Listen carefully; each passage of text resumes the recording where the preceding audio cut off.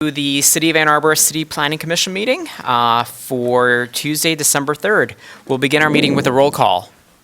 Commissioner Abrams, Commissioner Ackerman, Commissioner Briggs, Commissioner Gibrandel, Commissioner Hammerschmidt, Commissioner Mills, Commissioner Milstein, Here. Commissioner Suave. Here. Sove. Commissioner Woods. Here. You have a quorum. Excellent, thank you. Do we have any introductions this evening? We do not. Approval of agenda. Do I have a commissioner that will move the agenda? Moved by Commissioner Mills, seconded by Commissioner Woods. Any changes to the agenda? All those in favor, please say aye. Aye. Oppose? It's approved. Before us this evening, we have the minutes from our November 19th, 2019 meeting. Do you have a I don't commi- believe they're in there. Oh, I they're don't not? believe you have them, so you should probably just postpone them to the next meeting. All right, do you have a commissioner who will, actually, let's move them, second them, and then postpone them. Moved by Commissioner Mills, seconded by Commissioner Gibrandel. Any discussion? Moved by Commissioner Mills to postpone. Seconded by Commissioner Woods. Any discussion? All those in favor of postponement, please say aye. Aye. Oppose? It's postponed. Now we move on to reports from city administration, city council, planning manager, planning commission officers and committees, written communications and petitions. We'll begin with our city council representative, Commissioner Ackerman. Thank you, Mr. Chair. City Council met last night. Only one item of note, and that is the approval of two site plans in the D1 district, 616 East Washington and 212 South State.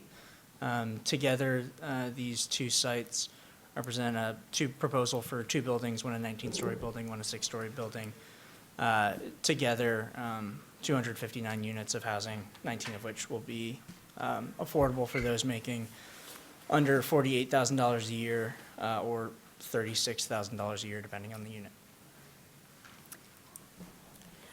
Thank you. Do we have anything from our planning manager? We do. This is just a reminder that there will be community open houses on the 350 South 5th, formerly the Y Lot, and 415 West Washington.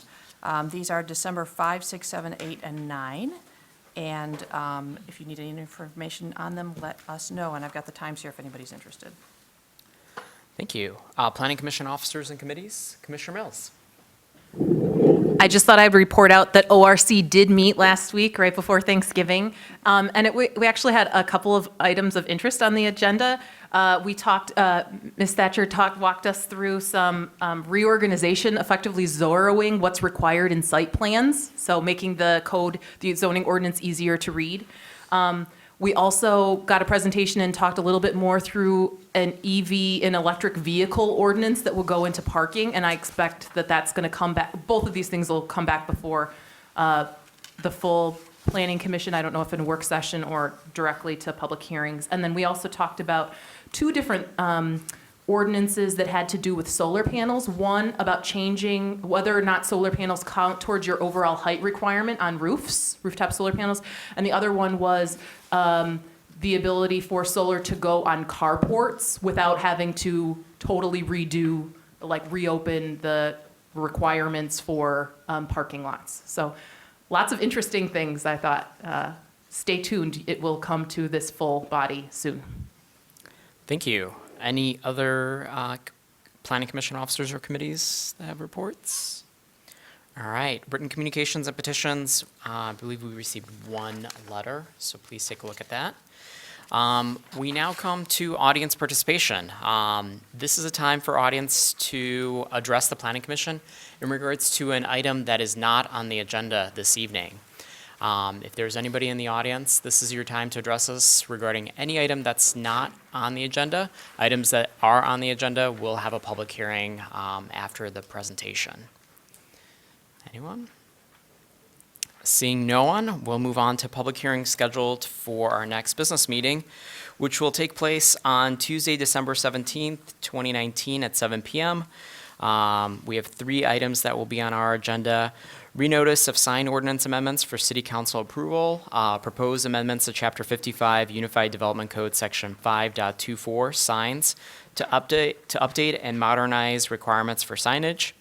825 North Maple Road rezoning area plan for City Council approval, a request to rezone this .9 acre site from R1C Single Family Residential to R2A Two Family Residential. And item number 3, 2260 Traver Road annexation and zoning for city council approval. A request to annex this 3.56 acre parcel with a single family home and zone it R1B single family dwelling. We now come to our regular business, and the first item before us is the MSGCU Credit Union Site Plan, partial rezoning for City Council approval, and a special exemption use for City Planning Commission approval. Our procedure for this evening is we'll begin with a petitioner presentation. The petitioner will have up to 10 minutes to present before the Planning Commission. We'll then get a staff report, and then we'll have a public hearing, and then discussion and a vote. So I will let the petitioners step forward and start their presentation.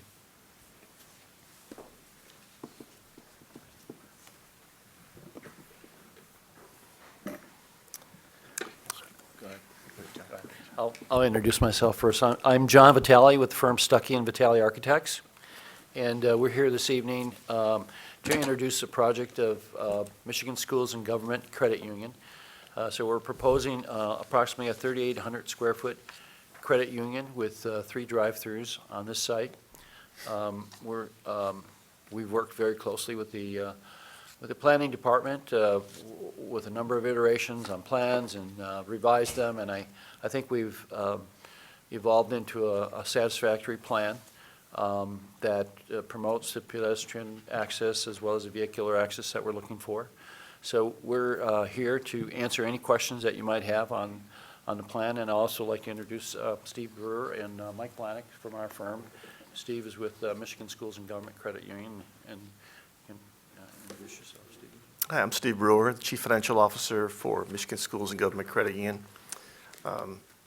We don't have any branches in your area, so you may not be wondering who we are. We're a $2.3 billion state chartered credit union based in Macomb County. We're the largest credit union headquartered in Macomb County. We have 16 branches. We have 350 employees. We've been recognized for the last 7 years as a top workplace in all the communities that we do business in. We're a good partner to the communities. And we're glad to answer any questions specifically about Michigan Schools and Government Credit Union. Thank you, Steve. My name is Mike Blanick. I'm with the firm Stuckey Vitale Architects, 27172 Woodward Avenue in Royal Oak. As John had mentioned, this would be a new 3,800 square foot credit union. We worked extensively with the Planning Commission Department to work this plan out. We've even moved the building around the site a couple times. The drive-through component, the first lane is an ATM lane next to the building, so that's a 24 access lane. Typically you see in financial institutions, and then we have 2 drive-through lanes that would be operated during business hours for the convenience of the members. The materials that are on the exterior of the building, I brought a little sample board there. It's brick and stone. Also, we have some trim and some accent colors that go with it. As you can see on the site plan, the site, because the site was a former gas station car wash, there are some environmentals that we are dealing with the site. So we worked extensively with the engineering department to try to work out all the retention and everything in the plan. You see as an evolution of all that work. Because of that issues with the former uses of the site, we have to be cautious about how we drain or propose to drain the stormwater and management. So this site plan that we've evolved to has taken advantage of some of the opportunities to keep the stormwater management above ground with that detention area in the back of the site. Also, we have a significant grade change as you go back to the site. So the development really needs to stay close to the frontage because of that grade change in the back makes it difficult to develop anything back there. We also had the community meeting. We had 417 cards that we sent out. We had 2 comments. One was why the building was so close to the road, which is your ordinance. So we explained that to them, and they were going to call the city. I don't know if they ever did. And the other gentleman was was fine with the project.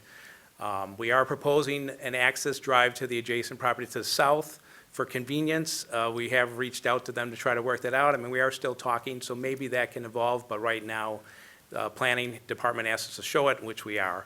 And we're certainly open to that cross-access to the adjacent properties. If that can evolve in the future, we'd be more than happy to accommodate that requirement, that the department wanted us to try to meet. So with that, I can certainly, we can answer any question you have about the development. We also have our engineering team here, so we're able to answer anything that you might have. Thank you. Thank you. This time, we'll head over to Ms. Thatcher for the staff report. Just a couple of things to add. There's a nice rendering in here. I think that's also in your packet. But there are three components to this. We have the site plan, zoning of half of the parcel, and the special exception use. Photo of the site, you may know it. To the left is Arbor Farms and the Ace Plaza. To the right is Bell's Diner, and in between is nothing right now. If you look way off in the distance here, you can see a very high sloped retaining wall, and the property line actually probably includes that car right there is on this parcel. So if you look at the site plan and you see that there's nothing going on back there, that's what's back there. It takes a topo map to understand that. Here's the site. Again, it's been completely cleared. It previously had 2 buildings on it. The zoning request is for the back half of the parcel to be rezoned from C2B, which is this squarish rectangular area you see here, to C3, which is the larger area surrounding it, that area on 3 sides. Why they ran it down the middle of the parcel, no one will ever know. Over time, we'll probably do the same thing with these 2 parcels should they come in for site plans. But planning did request that the applicants request the rezoning, so we appreciate that they did that because this site plan's gone through a couple of other iterations without doing that, and it's never good to have a split zoning district on a site. So that's going from C2B to C3. The special exception use, let me go back up here, is for the 3 drive-through lanes. And I want you to know that originally it came in with the drive-through lane circling the building and parallel to Stadium Boulevard, and then coming back into the driveway here and exiting back out onto Stadium. And staff did not recommend that the driveway go all the way around the building because of potential pedestrian conflicts. They'd have to have a raised walkway and things like that. And I do want to compliment the petitioners on being very accommodating for that. It wasn't their first choice, but they were happy to work with us on something that the Planning Commission might be more amenable to. I know that that's been a problem on past sites. So staff does recommend approval of all 3 proposed motions. Thank you. Thank you. At this time, I'd like to open up the public hearing. If anybody's in the audience who wishes to address the Planning Commission, you may step up to the podium, state your name and address for the record, and you'll have up to 3 minutes to address the Planning Commission in regards to this petition. Seeing no one, I will close the public hearing, and I will read the 3 motions. Unless there's an objection, I'd like to take all 3 of them up together. Seeing no objections, I will read them. A motion. To have the special exception use at the same time? Correct. I prefer not. Okay. So we will, would you like that to be first or second? How about we do it first? Yeah, let's do that first. All right. So the motion reads as follows. The Ann Arbor City Planning Commission, after hearing all interested persons and reviewing all relevant information, finds the petition substantially meets the standards in Chapter 55 zoning ordinance, Section 5:104 special exemptions, and therefore approves the Michigan Schools and Government Credit Union special exemption use for a maximum of 3 drive-through lanes as part of the financial services use. Moved by Commissioner Woods, seconded by Commissioner Gibrandel. Commissioner Ackerman. Thank you, Mr. Chair. Generally supportive of the project. Credit unions are a social good. Cooperative financial institutions are important. They protect consumers and public servants in your case. So appreciate the business model. Think you'd be a welcome neighbor. A few very specific concerns around traffic safety. So I want to look first to, and I'm not sure if these are questions for staff or the petitioner, either are welcome to answer. As I look to your site plan, pull it up. I was curious about So it looks as though you have easement into the alley behind the strip mall to your south. Is that correct? Has that easement been secured? So your exit for the drive-throughs empties out into the alley of the of your neighbor? We have proposed it to the adjacent landowner, and we've talked to them, but it's not secured. Okay. They're maybe open to it. Right now, I would say they're not, but we are not giving up on the opportunity. Okay. So And staff wanted us to show it for the submittal tonight, which is our desire to try to make that happen. I know their concern was the way they bring truck traffic through that side. They were concerned about mixing cars with trucks. I mean, we understand that, but, but we're still open to trying to maybe work something out. We'll keep working on it. If you're not able to secure the easement, do you plan to resubmit with a different design? No, we would keep because the traffic goes around the building, so it doesn't it would just be a curb there. We wouldn't be able to put that in. Oh, so it'd be one entrance and exit back Correct. onto Stadium? Yes, Okay. correct. Got it. In your consideration, so knowing that it's challenging to this next question, but generally as a community, we're trying to reduce the number of curb cuts. It's safer for pedestrians and cyclists. And while Stadium is mostly car-friendly today, our hope is that in the future it'll be more pedestrian and cyclist-friendly. Any consideration or thought into eliminating the stadium side curb cut and having all your entrance exit traffic come through the alley? I'll note that Fifth Third Bank and CVS across the street have that arrangement, which I think is probably beneficial to the West Stadium as a whole. Was there consideration given to that? Planning staff didn't discuss it, but that was because, with the petitioners of the property owner, but that was because the adjacent property owners were not amenable to that Got it. opening. Yeah, right. So it didn't seem like that was going to go anywhere. If they weren't happy with the exit, they probably weren't happy with the entrance and exit. Yeah. Fair enough. Fair enough. All right, that's all for now. Thanks. Commissioner Briggs. So I concur that I'm happy to see, credit union coming, another credit union coming to Ann Arbor, and generally have a few concerns about the proposal, but I do have concerns about the special exception use. We do have drive-throughs as a special exception use, I think, for good reasons. And it's notable to see a national trend now of cities prohibiting drive-throughs, Minneapolis being the most recent one of banning drive-throughs in the entire city.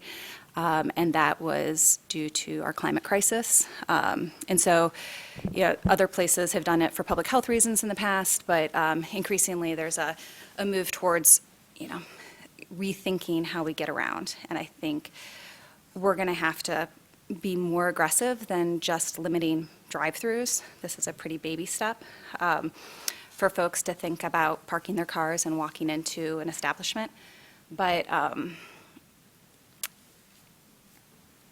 think we're going to have to ask folks in our community to think about making small shifts in their behavior. So I don't think I'll be approving any drive-throughs that come in front of us, ever. So it's nothing about your project specifically. But I do have one question specifically about the one drive-through lane. If you don't mind, you mentioned it being a drive-through lane for ATM. Is there another ATM that is on sort of the sidewalk face of the business, or is that the only ATM? Currently, that's the only one, is the Okay. first lane next to the building. So I would hope that could be corrected, even regardless of whether or not this special exception use gets approved or not tonight. I would think that there are going to be people who are going to be visiting this on foot and on bike regardless, and so you'd really not want them to have to walk through a drive-through ATM to be able to access funds and non-business hours. So I would hope that something could be placed more street front on that respect. I don't know if others, I'll just share where I'm thinking on this. The other piece that I think that's important, we've been talking about T1 transit-friendly development. Obviously, we have nothing in plans right now for Stadium, but I think that we could all imagine what we would hope Stadium Boulevard might look like 20 years from now, which is likely to have more housing, more foot traffic, and this building hopefully is going to be coming into Ann Arbor, and the bank's going to be well-used for generations to come. And so I think that we're not planning just for today, but for tomorrow. So I see no reason for drive-throughs. Commissioner Woods. Just a point of clarification, perhaps, because of our numbers this evening. Ms. Thatcher, how many votes in favor of this special exception use are required in order for this to pass? If you don't- Sorry. That's okay. 1, 2, 3, 4, 5, 6, 7, so you would need a majority. Okay, So you would need 7. 4. Needed 6. We only have 6 here this evening. Yeah, Or no, we have 6. 7. Yeah, I Okay. think we need Let 6. me look it up. Yeah, if we could check on that. We'll get back to you shortly. Okay. Confirm that. And then, Bookmark. I guess, related to the special exception use, can you explain to us, does that go with the property the way a PUD would go with the property after? Yes, the special exception use stays with the land. It does not, it's not tied to this project. Though the way that the motion is proposed, it does say that it would be used for financial services. So if another bank came along and wanted to occupy that building, they could, in the future, say it was built, they could potentially occupy it using this special exception use. But if a fast food place came in, they could not use the drive-through lanes for a restaurant use. Does that Okay. make sense? Yes, Yeah, that okay. makes sense. And did you, oh, you're still looking it up, I guess. Provided to me. Yes, it is 6 votes for a special exception use. Thank you. So we'll need Okay. 6 affirmative votes. Okay, thank you. And that particular vote goes with, that's the planning commission that makes the, says up or down on that. It does Correct. not go to city council, so. Correct. Okay. So it's a pretty important vote. I have also, of course, concerns about how pedestrians are able to get around, and I live in this area, so I'm really familiar with how CVS works and Fifth Third Bank and the others as well. But I guess my thought at this point is, I would not say no to a drive-through. I'd have more concern about approving it if the adjacent landowner is not yet amenable to this situation.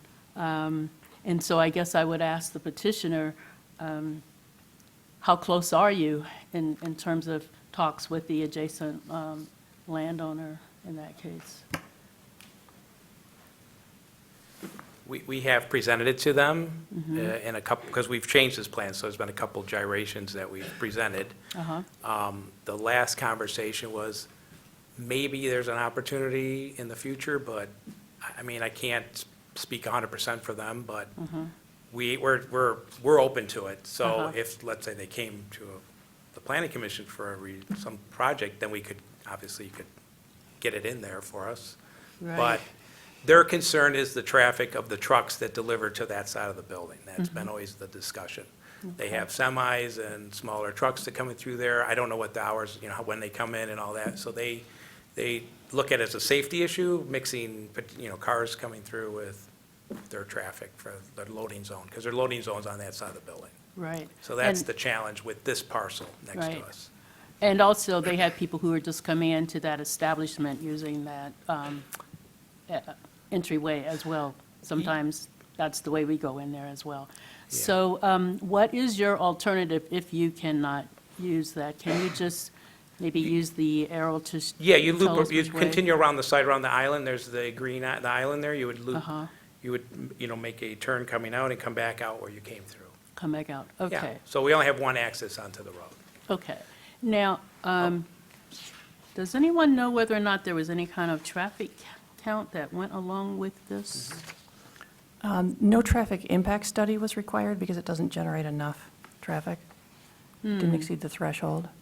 Okay, Could I clarify one thing back on circulation again? yes. I want you to know that it was planning that requested that a connection be shown to that south to the site, that site to the south, because if it's shown on their plan, even if they're not allowed to build it right now, when the plaza to the south comes in for something someday, we can say, look, it's already ready and waiting.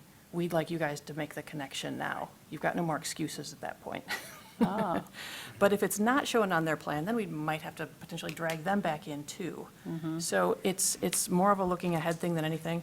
We also requested on the north side, but that didn't work as well because they needed space there for trash truck access and turnaround and stuff. So at this point, it's not shown there at all, and the parking's set up a little bit differently. There's not a drive aisle right there. The plaza to the north has just a bunch of parking spaces. That might be a similar situation. It would be a little bit more cumbersome to go back in the future if the properties to the north come in for something and we want them all hooked up. But at least this one to the south made a lot of sense because it's opening onto that alley there. And if we can get it in the future, great. If we can't, their site is set up to be self-contained anyway. okay. Thank you. Thank you for that explanation. Have you shown your site, or on any of your other credit union sites, do you not have drive-through? No, all the sites that we've developed all have a drive-through component. Sometimes it has a few more lane, like an additional lane than what's shown here, but the staff, when we first came in, they said, no, we want to minimize that, so we did take a lane out through the staff's recommendation. Okay. So we have 2 lanes that are active. If one of those goes down, you still have one available. The ATM, usually that's a 24-hour type situation Okay. for that. All righty. Well, thank you. I will listen to more discussion among the commissioners then. Thanks. Commissioner Mills. Thank you. I really appreciate that staff is requested that connection to the south, and I think that that's really important for us going forward. In part, too, in terms of pedestrian friendliness, maybe when the shopping mall, or what's to the south, is redeveloped, it'll move, our code requires that it would move closer to the road, or at least portion of it would move closer to the road. But right now, all of that development is farther back. And realistically, pedestrians are not going to walk to the road to get on the sidewalk to then walk back. Like, that's a path that pedestrians, I think, will actually use.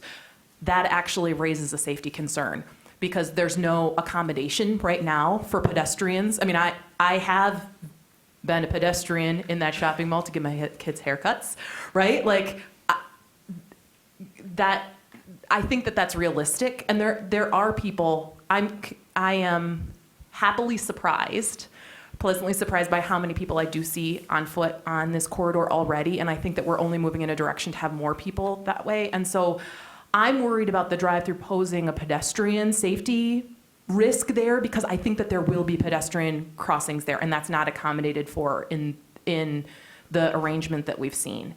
The other concern that I have is that, assuming, as I hope, someday there is this connection to the south, it bothers me that, at least as striped and the best I can see from this plan, that it would only be one way in. It's not, you can't go from the bank to the shopping mall. You can only go from the shopping mall to the bank. Because there's all of the, and it's actually not because of where the building is, it's because of where the drive-throughs are. And so I think after the last time we saw a drive-through, I did a lot of soul searching, like, how does this fit with our goals to be carbon neutral? And I think I have perhaps a softer approach than what Commissioner Briggs has, and though I absolutely respect it. I think that there are places, particularly at our interchanges, our interstate interchanges, where it might be appropriate. But generally speaking, a bank drive-through is not a destination at an interchange. Like this, neither of those two things fit here. And so this is one where it just seems superfluous to park your car and go in the house, and like that it's not totally needed. So I wouldn't put the hard line on the no drive-throughs personally, but in this one, I'm concerned that it does pose a risk to both pedestrians and that it limits those that movement that could happen between sites, which is what we ultimately want to see. I know that we often get pushback from some landowners, but that's what we want to see here, and this arrangement doesn't allow for that. So I look forward to the conversation, but this is something that I don't think I can support either. That particular element. The rest of it, like moving the bank up, I think that's great. I think that this is a use that we need here. I honestly wish that there had been push to have a connection shown to the north. But that I think is not about the drive-through so much as, like, I'll talk about that more in the site plan discussion.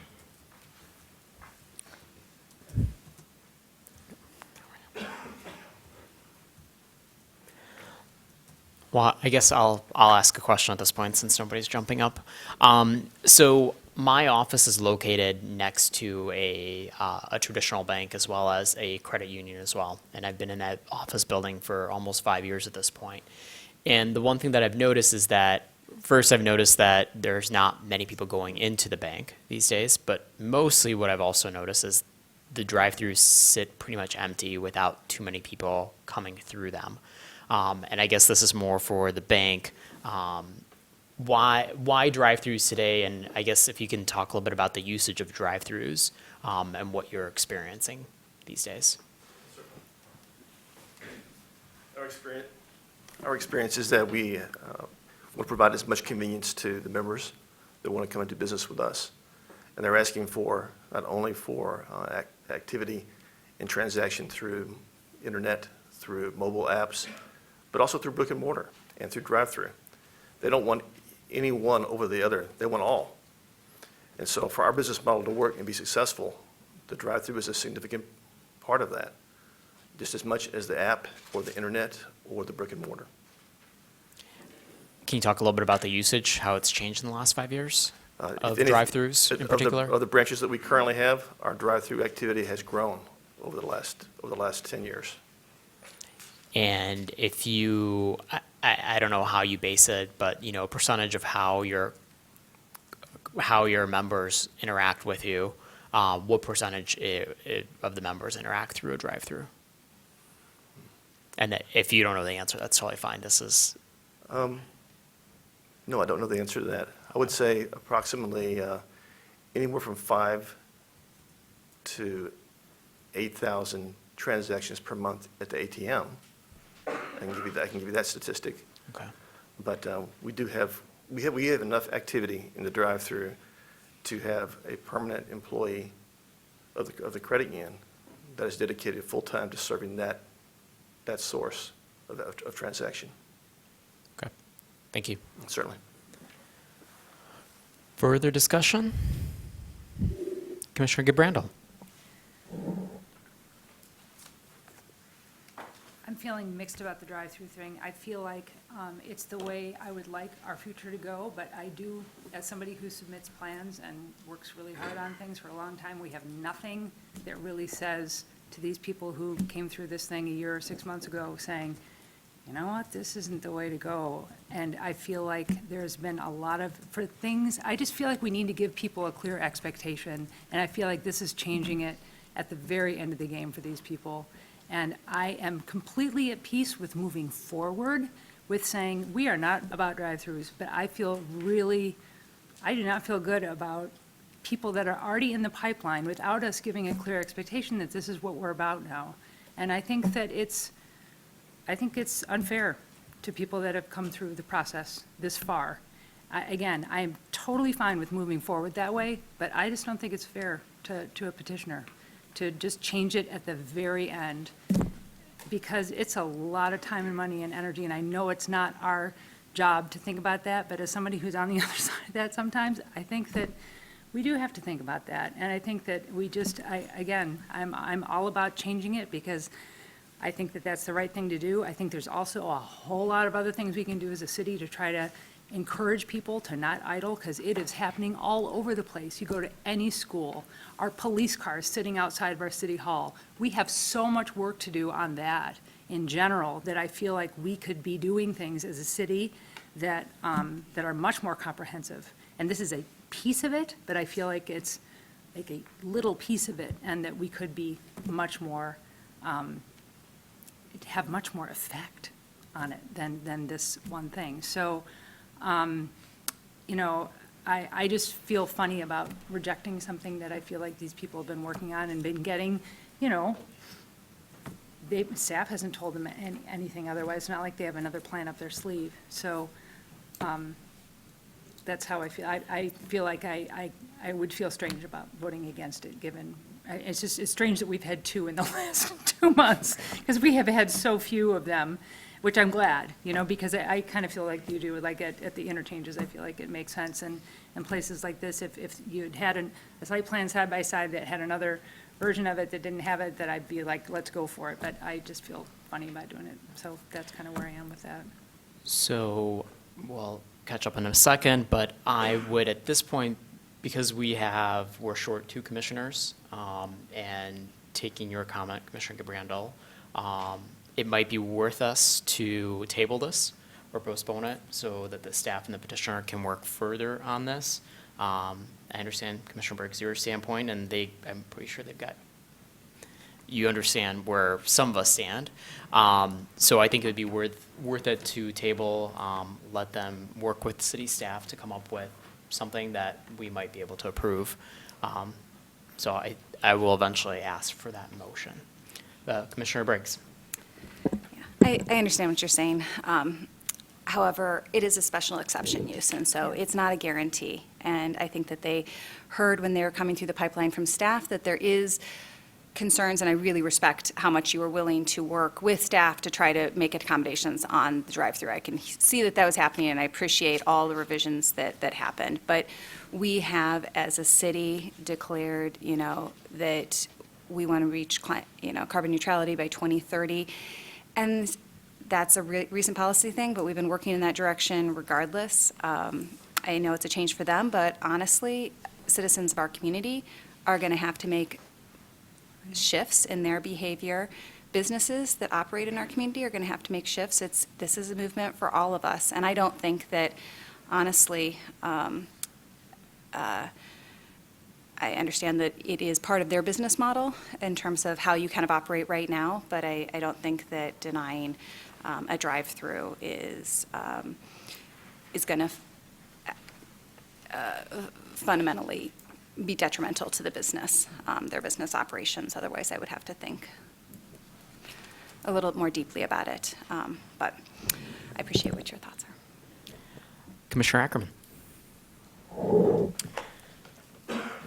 Thank you, Mr. Chair, and I appreciate the conversation. I think if part of the modern reality of running a retail bank is that you need to meet the consumer, you know, in every scenario, online, on their phone, through a drive-through, through a walk-up ATM, through a teller, then, and we've been offering, you know, drive-throughs to commercial banking institutions for decades.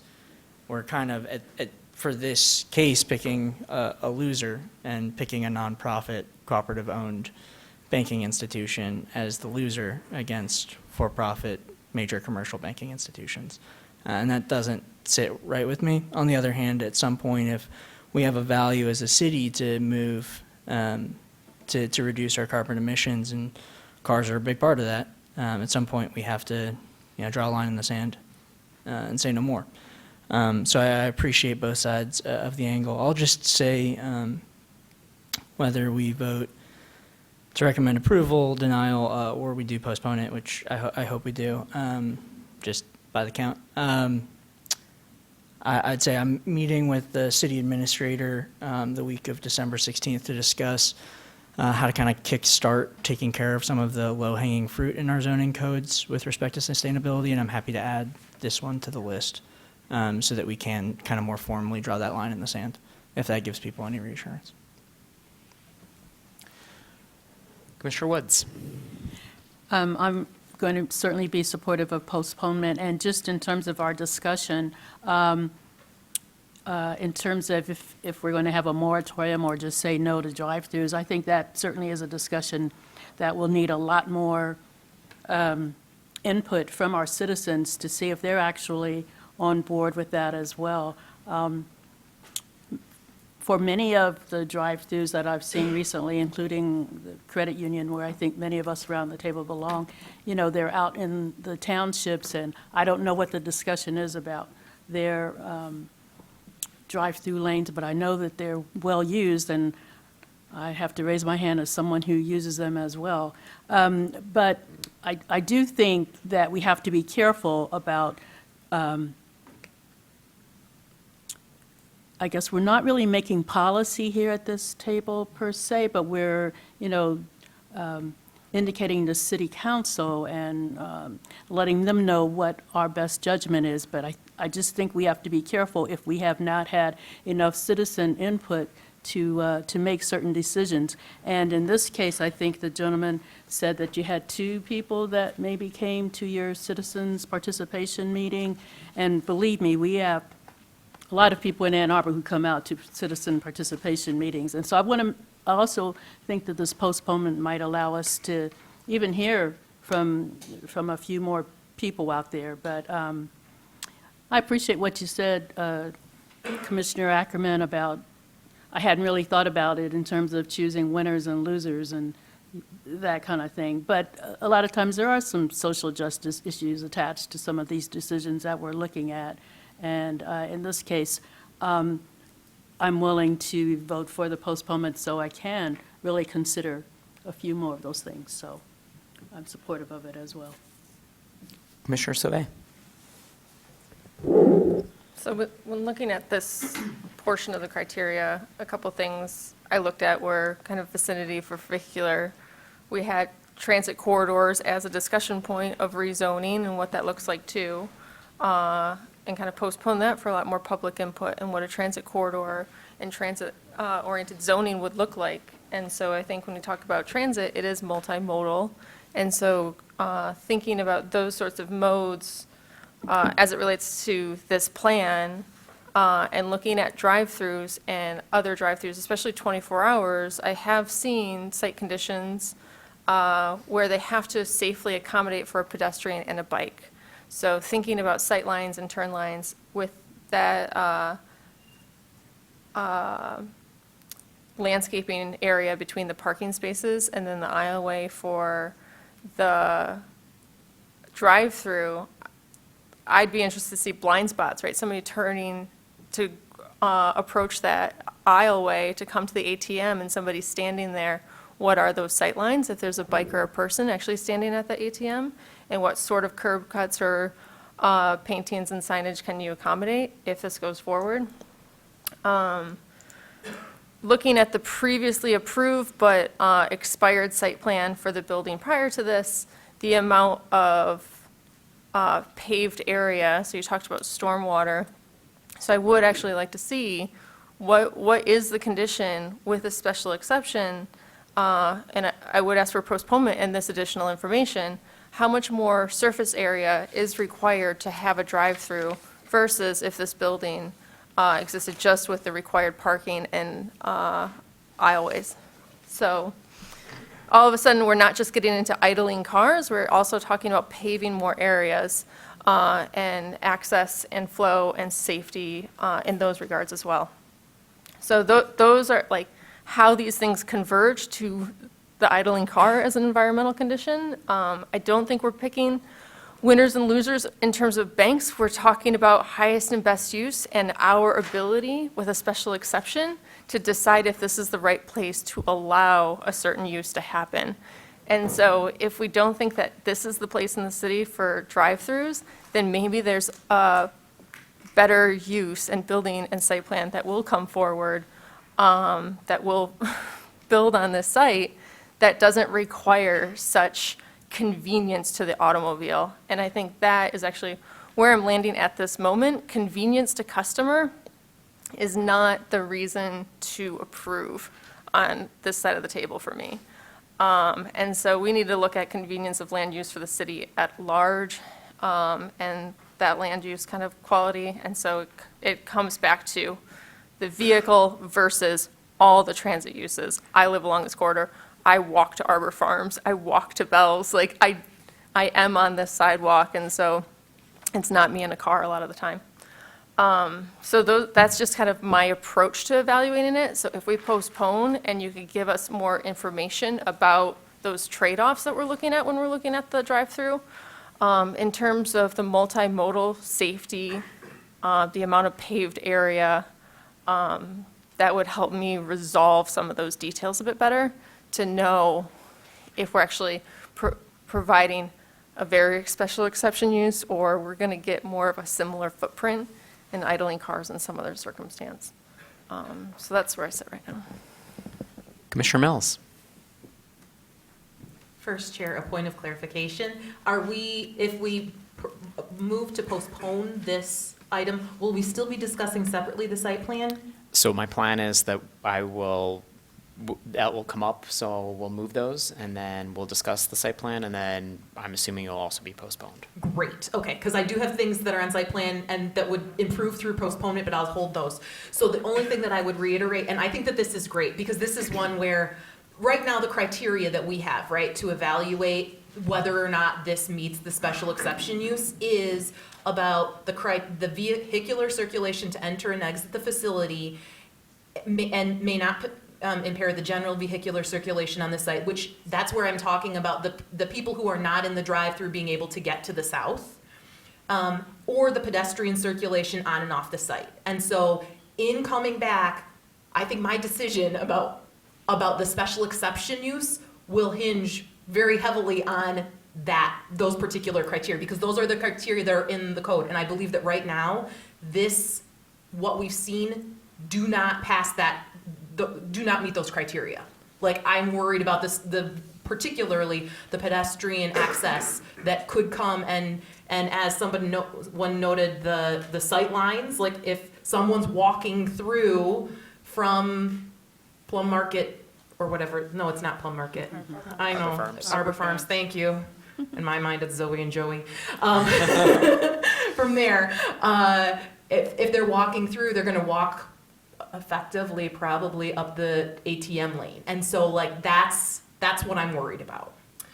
So I would welcome a postponement, I think that that's a good path. All right. Any further discussion? So my comments on it are, so I really think, one of the biggest offenders is the ATM, because that's where chances are someone is going to be idling, most likely. They're not going to turn off their engine. It's fast, move around. I would hope that when this does come back to us, that the ATM is sitting inside the building or at the front of the building. Also just, long-term wise for pedestrian access. I'm not 100% opposed to drive-throughs, but why do you need three lanes worth of drive-throughs? I don't really see the need for it. Maybe if you have one and there's too many cars parked, like when I run into a scenario where the Starbucks line is too long, I park and go inside and grab my coffee. So maybe that would be my hope, is that someone will walk inside if there are too many cars parked. But at the same time, when the time comes that we are no longer driving cars, which who knows when that will be, you don't have to then convert 3 lanes worth of a drive-through. It's only 1 lane. So those are my thoughts. Do I have a motion to postpone? Moved by Commissioner Mills, seconded by Commissioner Woods. Any discussion on postponement? Commissioner Woods. Yes, are we postponing to a date certain or just leaving it open so that the petitioner can work with staff? I think for the petitioner to work with staff, and then for the staff to bring it up on our agenda. Okay, thank you. Any other discussion on postponement? All those in favor, please say aye. Aye. Oppose? So that motion is postponed in regards to the special exemption use. I will take the next 2 motions together, if that's okay. All right, so the Ann Arbor City Planning Commission hereby recommends that the mayor and city council approve the Michigan Schools and Government Credit Union rezoning petition to C3 Fringe Commercial District based on the proposed zoning and recommended commercial land use designation. Motion number 2, the Ann Arbor City Planning Commission hereby recommends that the mayor and city council approve the Michigan Schools and Government Credit Union site plan. Moved by Commissioner Sauvé, seconded by Commissioner Mills, and we are in discussion. Commissioner Mills. So I think with regards to the rezoning, that this is staff's recommendation, and to be consistent and to not have the zoning district line run through the center of the property makes tons of sense. And choosing C3 over C2B, I think I defer to staff on this. I think both, because there's adjacency of both of them, that seems fine to me.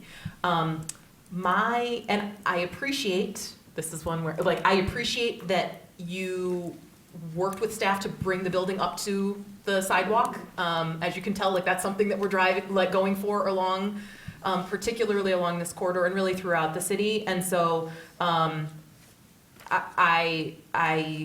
like the location of the building. I know from when we had seen this building or this, a site plan for this site previously, like, there's challenges in the back half anyway, so, that makes a lot of sense.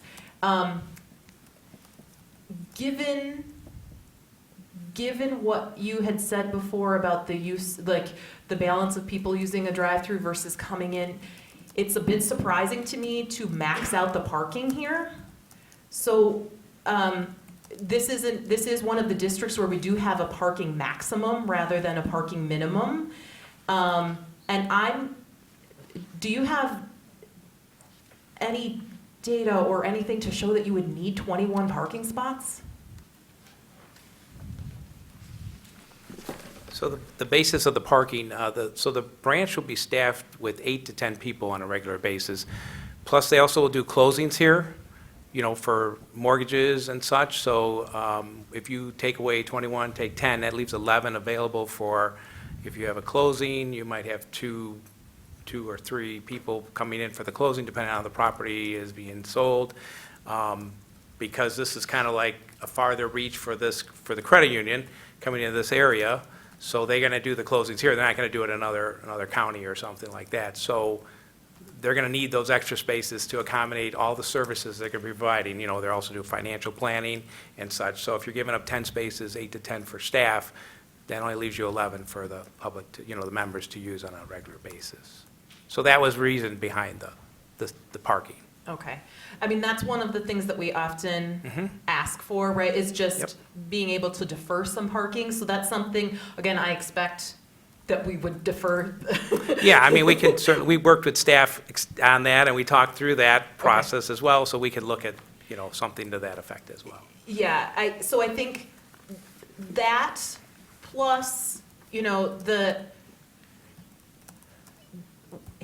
were there not imperviousness associated with the drive-through lanes? There's just a whole lot more imperviousness here than what 21 parking spots would imply, because of all of the traffic lane, whatever, I don't know the right lingo, but the traffic lanes, the circulation patterns throughout here. So perhaps in thinking through what the drive-through facility looks like, you might have some flexibility. Effectively, the way your drive-through is right now, that's 6 vehicle parking spots, right? And so I think that there's, as you go back in this time, that's something that I would think about.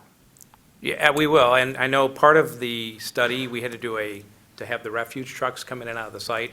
We did a traffic study for that. That drove some of the dimensions that we had to accommodate that traffic pattern of those trucks coming in and out to the trash container. But we can certainly look at tightening it up, and to your point, and try to reduce that down. We had some other plans that had less, but this is the one that everybody kind of thought this was the best solution at this time through all the staff meetings and such, so. Got it. Thank Okay, you. But we'll take a look at it. It's fine.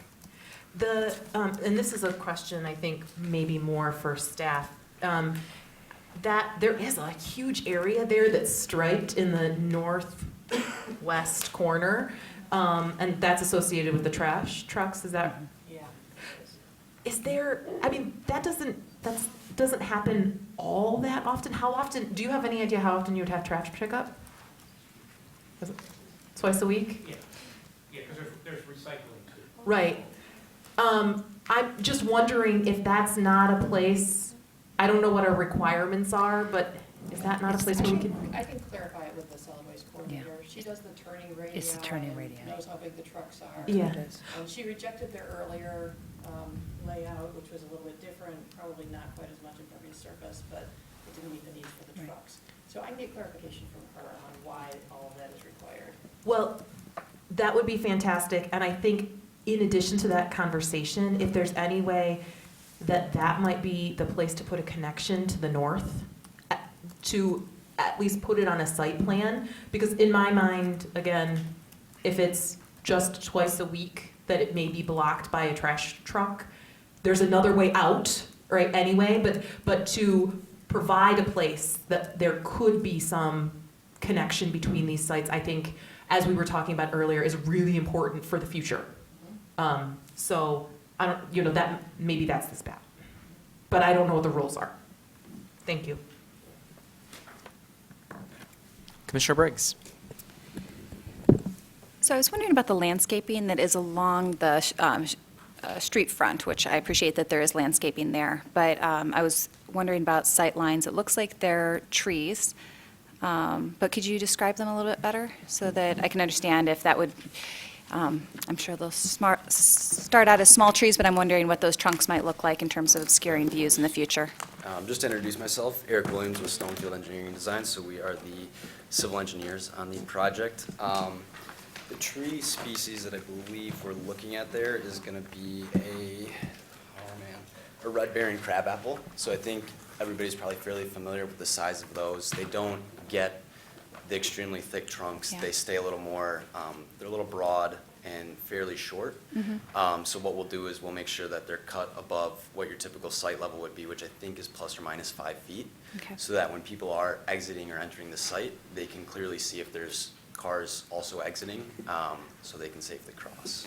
Great. The one that I'm most concerned about is on the, sorry, I can't do my directions, upper right-hand corner of the picture that we're looking at right now. That one just looks like it's particularly close in terms of being able to, look Yeah, left. absolutely, and I think that's one of those.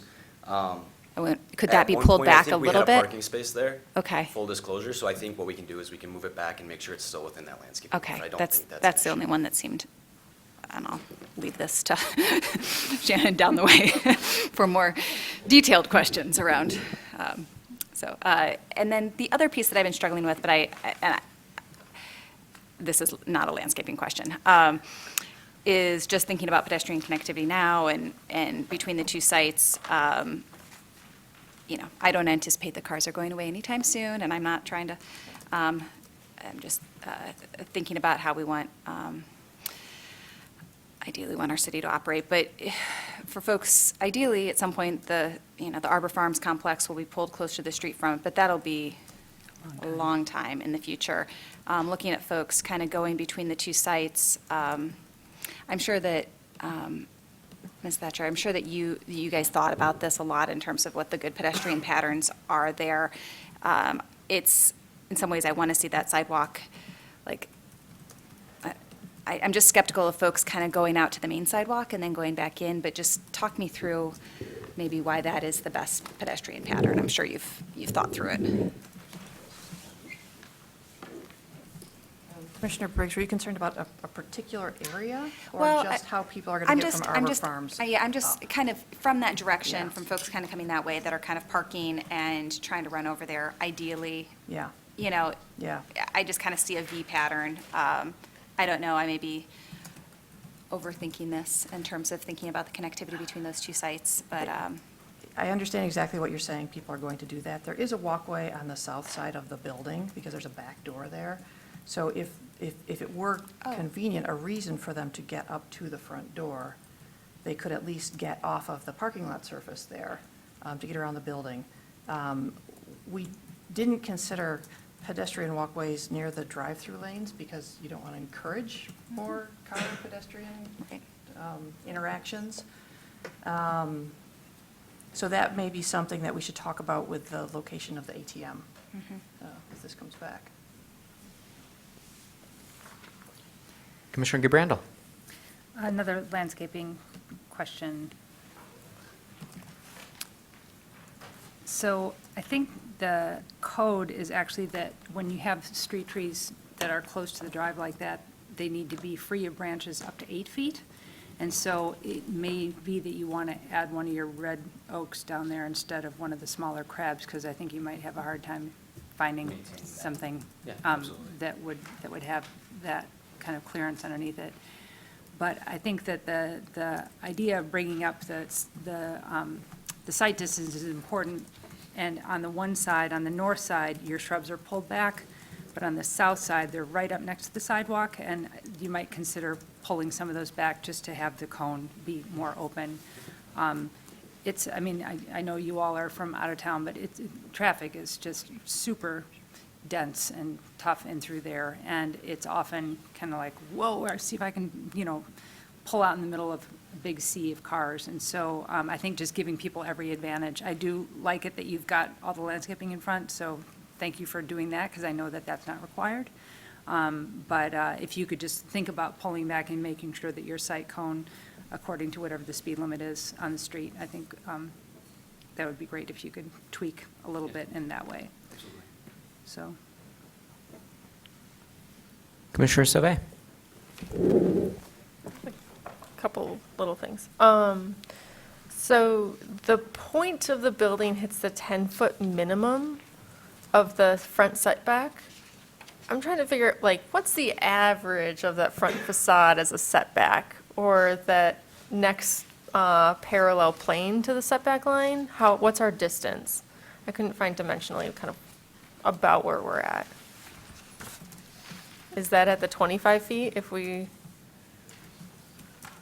Can't see it well enough to read it. Because, yeah, so just that point of that kind of protruding piece is 10 feet? Yeah, so this is 10 foot. Right, and then I So can't this is find, like another 10 probably to get back. yeah, Are you talking about or is it this 25? point? Yeah, is that So this is 15 and about- 10, are we right at 25? I'm just kind of This is about curious. 10 and 10. Okay. It splits the difference there. Do you guys have any dimensions that you can provide? Additional, okay.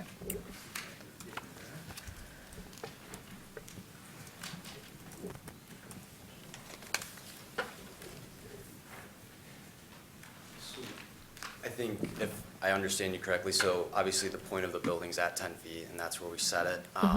Where it steps back and then kind of flattens out there, I believe that's going to fall between 18 and 20 feet. 18 and 20, Yeah. okay. Yep. That's the- And I so just want to think- make, I don't want that we're just hitting a setback requirement and then backing off, to a point that we're really not actually approaching the sidewalk And I in think the the one intended thing, way. and I'd rather let Mike talk about it, the way the entry is set to the road front is one of the things that they really like to show off.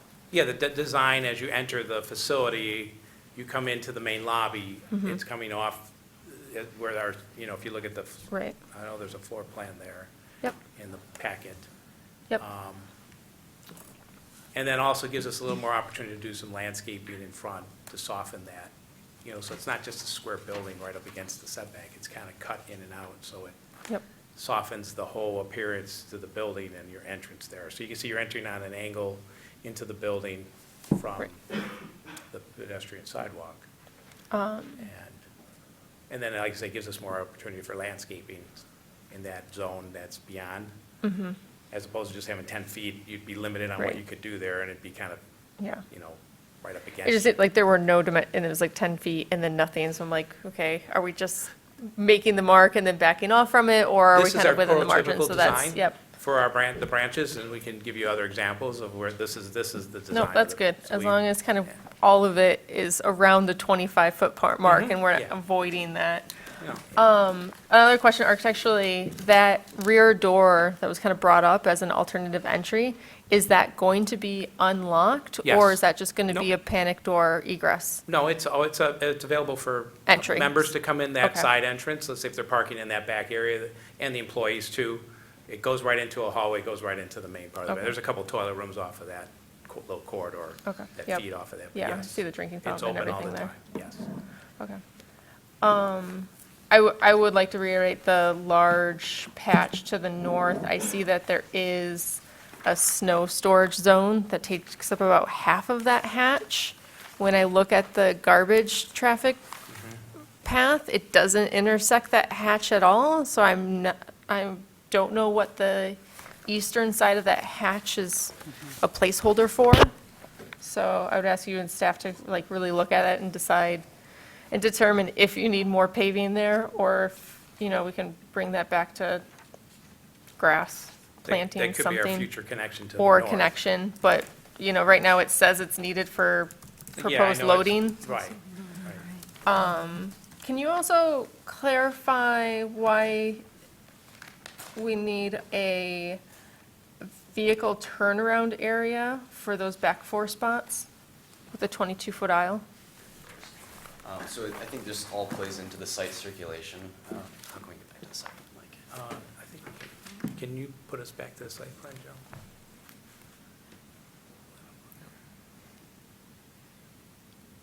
Thank you. So if we, again, it's not zoomed in, so it's a little hard to see from here, but currently all of the drive-through traffic, if we assume that we don't have cross-access to the property to the south, Right. everybody's going to be forced to take a right-hand turn out of there. Right. So there's not going to be any two-way traffic. So if, for some reason, I believe, and I can't see, but I think it's 3 or 4 parking spaces, if all of those parking spaces are full, we're going to need to provide an area for people to turn around because there's not two-way traffic Got it. back through the drive-through.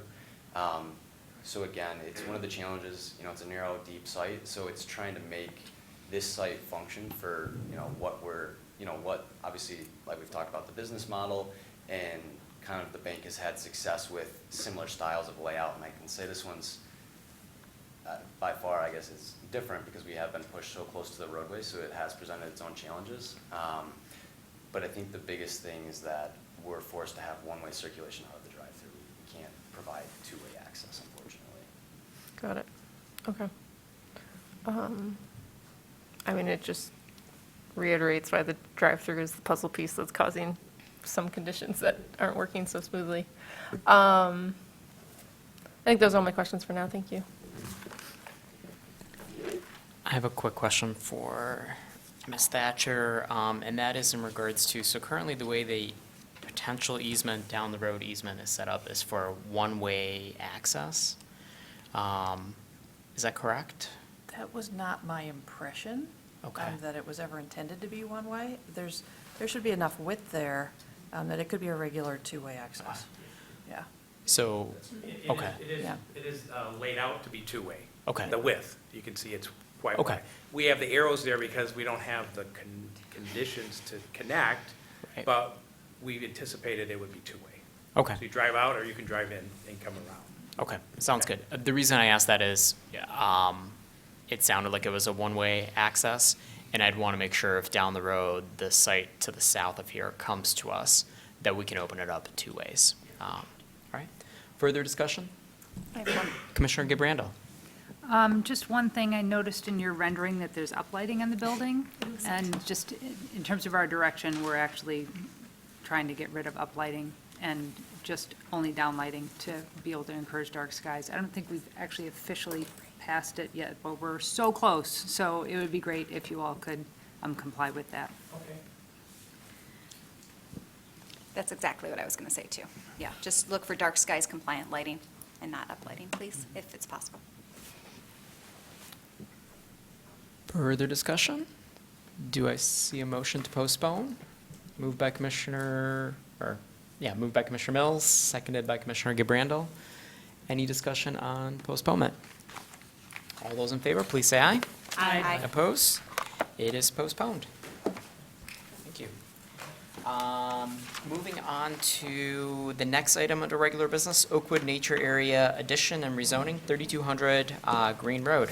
We'll begin with a staff report. I don't have a whole lot on this one for you. It's a 25-acre parcel that was acquired by the city as part of the Owl Creek development next door. This is the piece that is being annexed onto Oakwood's nature area, which is these two southern, sorry, my mouse is slow. This is the existing Oakwood's nature area. This is the piece that's being added. This is the future Owl Creek development. I think it was called the Annex when it came through a couple of years ago. So this is just a proposal to rezone it from its existing residential zoning designation to public land. Thank you. Is there anyone in the audience who wishes to address the Planning Commission in regards to this item? Seeing no one, I will close the public hearing and I will read the motion. The Ann Arbor City Planning Commission hereby recommends that the mayor and city council approve the Oakwoods Nature Area Addition rezoning from R4A multiple family dwelling to PL public land. Moved by Commissioner Sauvé, seconded by Commissioner Mills. Do we have discussion? All those in favor, please say aye. Aye. Oppose? Thank you. It is approved. We are now in audience participation. This is the time that anybody in the audience can address the Planning Commission about anything at all. So if anyone would like to address the Planning Commission, please step up to the podium, state your name and address for the record, and you'll have up to 3 minutes to address the Planning Commission. Anyone? All right, seeing no one. We are at Commission Proposed Business. Commissioner Mills.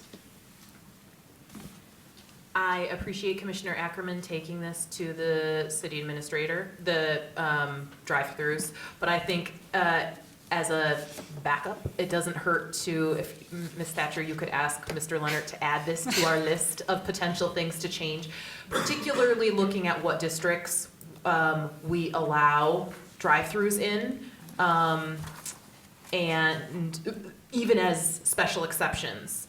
And so, yeah, I think that that makes sense for the future. Thank you. Commissioner Ackerman. No matter what conversations that I have with the city administrator, it has to be routed through the normal process to update the zoning ordinance, so we all will see it one way or another. So We're just better gonna to get get a it on the jump work start plan on it. preemptively, yeah. Commissioner Woods.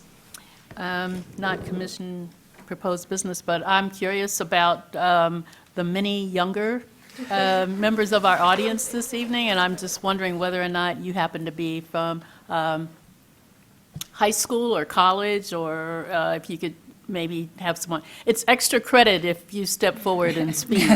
And so don't And all she's a rush up at professor, once. so- There you go. Proof that you were here. Right. You may have her. We're all Yeah. in a land use policy class. It's like an environmental studies class at the university, and we're required to attend a meeting.